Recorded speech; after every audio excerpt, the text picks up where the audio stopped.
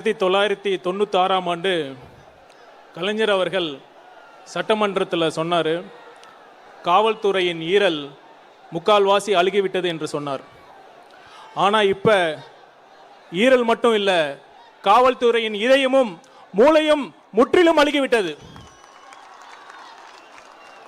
காவல்துறையின் மூளையாக செயல்பட வேண்டிய முதலமைச்சர் அவர்கள் முற்றிலும் செயலிழந்து இருக்கிறார்.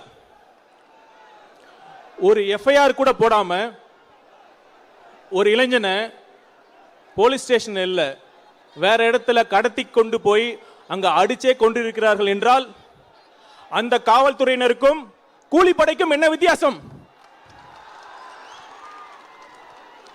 இதற்கு தார்மீக பொறுப்பு எல்லாம் இல்ல, நேரடி பொறுப்பே முதலமைச்சர் அவர்கள் தான்.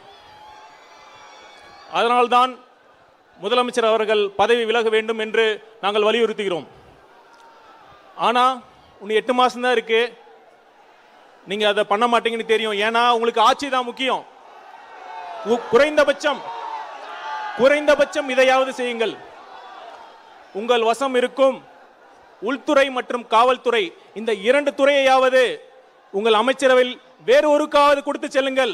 கொடுத்துவிட்டு உங்கள் பிரச்சாரத்தை ஓரிணையில் தமிழகம் போன்ற வேலையை ஈடுபடுங்கள். மக்களுக்கு சாரி வேண்டாம், நீதிதான் வேண்டும். இந்த நீதி கிடைக்கவில்லை என்றால் அடுத்த ஆண்டு நம் தலைவர் அவர்களின் தலைமையில் ஆட்சி அமையும் பொழுது கண்டிப்பாக அனைத்து குடும்பங்களுக்கும் நீதி கிடைக்கும். நன்றி, வணக்கம்.